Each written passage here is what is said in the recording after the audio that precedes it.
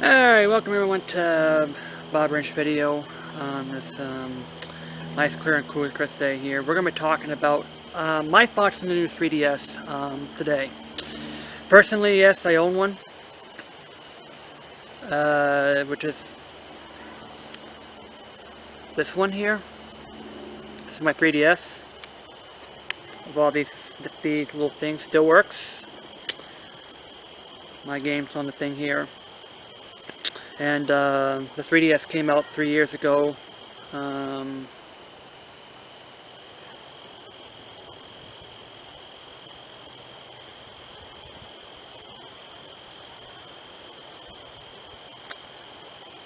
my games up to here, my retail games like that here, my games here, and I have Mario paper over here. We're going to talk about the new 3DS. I think it's pretty too... I do believe that Nintendo shouldn't... I do believe that Nintendo... it's not totally bad. You know, they're adding a second button here. Which I do believe that this new 3DS should have been like that when the system first came out back in 2011.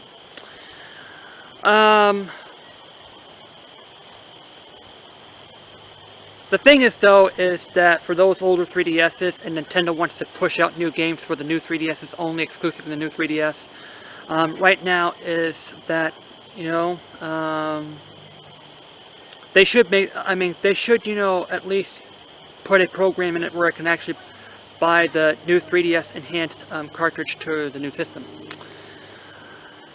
I have to say that, you know, that's really bad things, but here's a couple of my concerns. It should have not been called a new 3DS. It should be called maybe the 3DS Plus.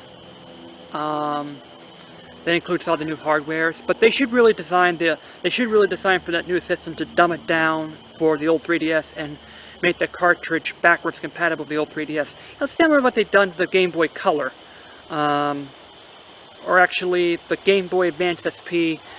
They actually had multiple models of the Game Boy Advance, which is the Game Boy Advance Original, which is the one without the backlit. The Game Boy Advance SP, which adds a backlit and a rechargeable battery pack, and the Game Boy Micro, which compacts it down here during this last span here. So it's like a Game Boy Advance Slim, and the Super Slim, like this, sort of like the PS3, which they ordered the models here. And then they had the DS and the DSi, which, yeah, fine with me. Because most games still work in the DS. And there's like very, very few of them that don't work in the DSi here. The problem with the new 3DS is this. The new 3DS name itself that's not a good name. Because this name could mock out for those who, you know, just bought the system. Alright? It's probably not going to coming out until maybe next year or so, like that here. But it's finally adding a so-called second stick here. You know, one of these circle pads they have here. And they're adding like a little second one here. I think what they should have done is lower this one and put the second circle pad up here. About the same size as the one down here.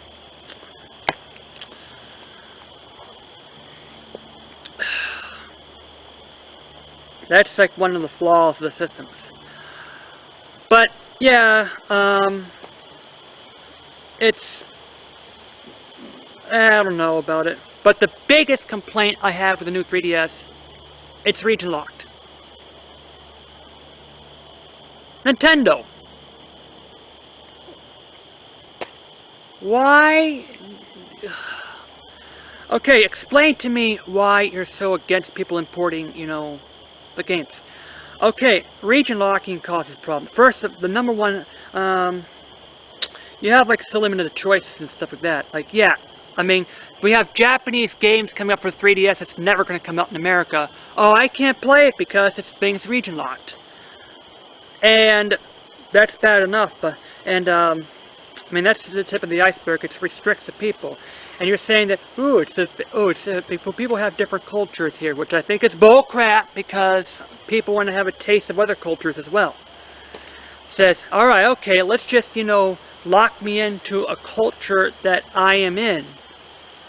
So I only have access to what Americans place here. But look, some Americans like Japanese games.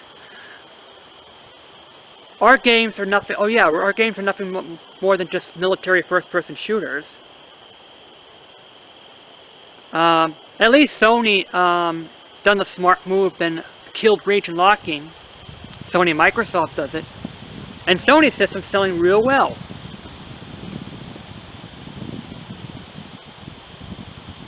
But look, people are sick of region lockouts, and not to mention that the fact is that not to mention for a freaking fact that it's going to promote piracy. Nintendo says, oh, it's going to prevent piracy. Bullcrap, it's not. I think region locking will in the long term be bad because, people are going to hack into the system, and some of the people will take advantage of the hack, and then they're going to turn that into piracy. And listen, a lot of people have done that, and Nintendo says I'm going to brick the system for region locking this here. Look, if you want to have a choice like this in Americans here, allow the people to import, Japanese games. And I love the message and how it says, hey, we launch our products worldwide, like this. Yeah, we launch our products worldwide, like this here. I think those, I think the excuses are just weak. So, Nintendo, I think it's about time for you to just cut the region lock, kill the region locking. All right. Sony and Microsoft has proven that that region locking doesn't hurt the sales, something like this here. So all it just does is that it just promotes people to hack and pirate the games, and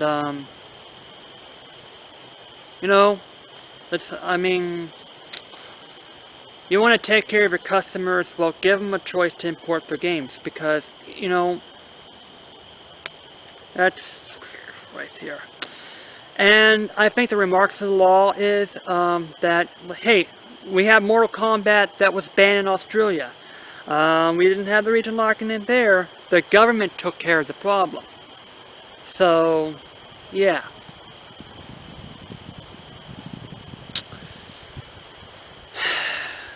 Nintendo. I mean, that's why my thoughts about my 3DS is. I mean, the main complaint is that, Nintendo, kill the region locking.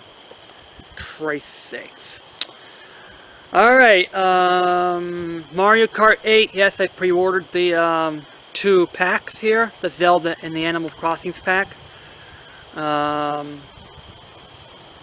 They gave you a couple of some exclusives. Yeah, first of all, Nintendo, I think Mario Kart 8, an initial game, wasn't worth the $60. I mean, the amount of content should have been, the tracks themselves, it should have been there in the first place.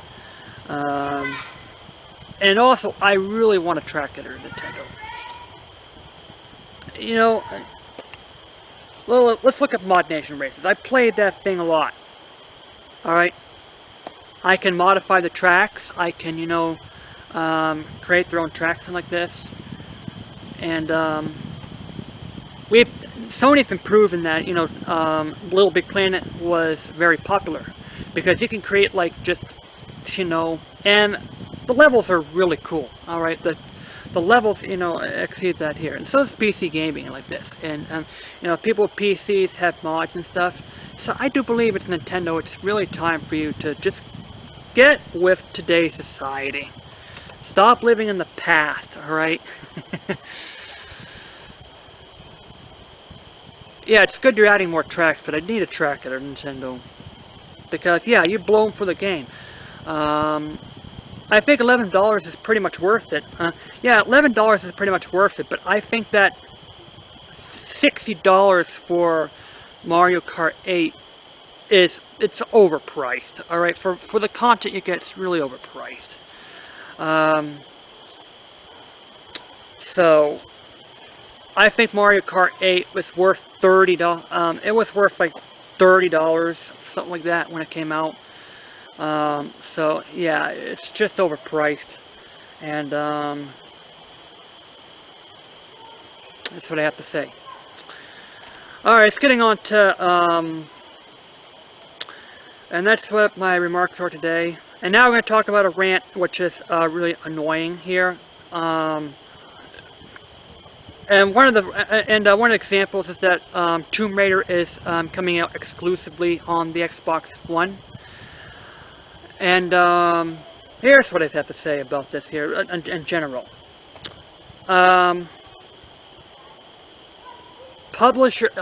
Gaming console manufacturers bribing EA and bribing third parties to get exclusive contents. And why does it tick me off? First of all, it hurts PC gamers. And secondly, oh yeah, you have to buy every single freaking console to get the best of all the worlds. It says, okay, let's just release this exclusive on these other consoles here.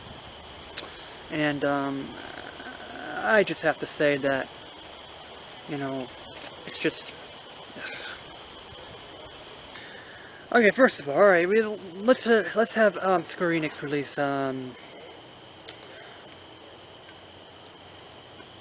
Tomb Raider, but it's going to be exclusive to the Xbox One here.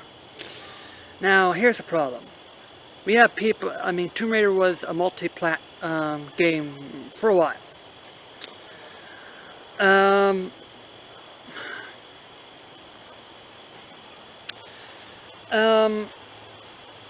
Okay, so let's, so what about PC gamers here? Is Tomb Raider going to be out on PC? Good question. Maybe that they will have truly exclusive to the Xbox One. Says, oh, you have to buy this machine to play this game. And you have to buy another machine to play another game. And so yeah, I mean, there's a console wars, but console wars shouldn't be, okay, let's get exclusive, get EA games, exclusive Activision games, and exclusive this. And this ticks me off because PC gamers are going to be left in the dark. Alright? People bought PC games because they wanted to have the, because, you know, it's the really best a customizable platform here. Well, the only reason, yeah, I mean, the only reason why that I was off the PC games is because, like, I bought a game from Electronic Arts that damaged my PC, because now I can't play the drive. Yeah, whoop-de-doo.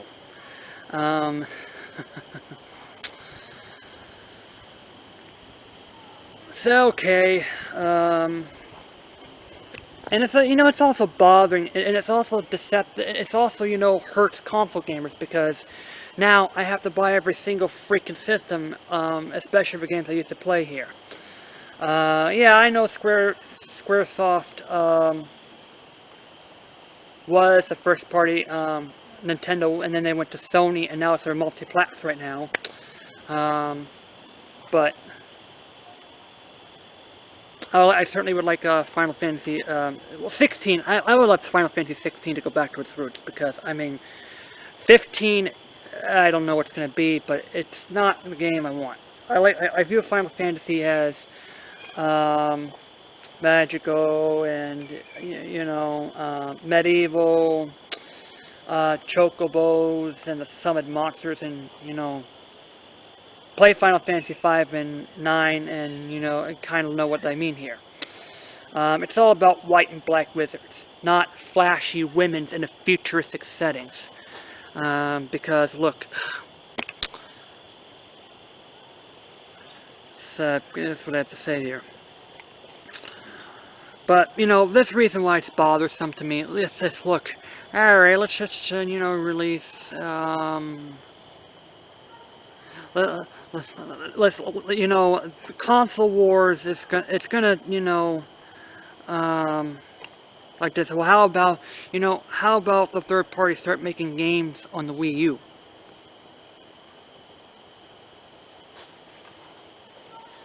Alright.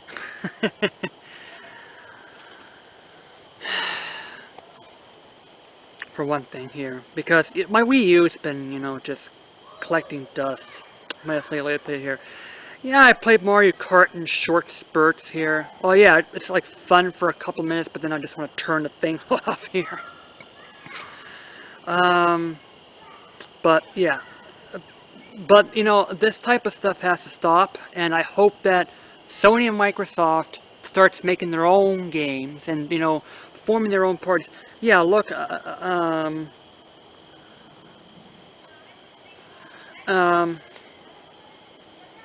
think Microsoft's worse than Sony here, but you know, if focusing on multiplayer, and oh yeah, there's constant, there are things about their multiplats, like 90% multiplats here. Look, Sony, why don't you just, you know, put your teams that made you back into business and reopen the studios and make games that were good. For you to just revert to, okay, let's bribe the third parties for exclusive deals, I don't think it's just, And this console generation, you know, it needs to be focused on innovations by the console manufacturers, not third-party exclusives. And you know, last gen was bad and stuff, but I think this gen was worse. So, okay, we're gonna have to. Okay, look, you need the Xbox One to play Skyrim, or the next Elder Scrolls. You need the PlayStation 4 to play the next Fallout. You need the Xbox One to play Call of Duty. Yeah, which, I mean, we're sick and tired of Call of Duty, which Activision makes Pitfall! And release it on all systems, not just the Wii U. But, yeah, I mean, this generation, I think what really needs to stop right now is third-party exclusives, because supposedly the console manufacturers are bribing them to release exclusive to the content here. And then, what's PC here? And yeah, a PC is a dynamic platform, a totally different platform. It's made by all sorts of company manufacturers, like Dell, HP, or like this, or Lenovo, or Alienware, and like these are like different types of PCs. But even though PC is kind of like something you can build it yourself, and like you can throw your own graphics card and like this, and yeah, for those who are, you know, fans of PC gaming, I'm sorry, but you know, I'm sorry, but you know, these console manufacturers need to stop bribing them and put the contents onto the systems. And if it's gonna worse. And yeah, it also hurts console gamers. But you know, the most group of people it's gonna hurt the most are PC gamers. If you're an exclusive PC gamer, there are many reasons for that. Because you know, third-party games on PC, like the multi-platform PCs, are the best because yeah, you're getting the raw data. You're getting the raw data, and with PC gamers, they can set their whatever they want here. You can actually dumb it down to a point where it's like a PS1 game. And so, console manufacturers, it's really time to put an end to bribing for exclusivity and make your own games. Start your own company. I mean, you hire programmers. Hey, look, start hiring programmers and start, you know, because we've seen Little Big Planet when how gamers made them just as good as the game publishers and the game developers themselves. So I do believe it's time for Sony to start hiring programmers into the same roofs, and maybe you can, you know, provide some new innovations, because I don't know what it is right nowadays, because yeah, it's just terrible, this generation. And but I mean, that's what I have to say. And this is me, JD, out, and happy September.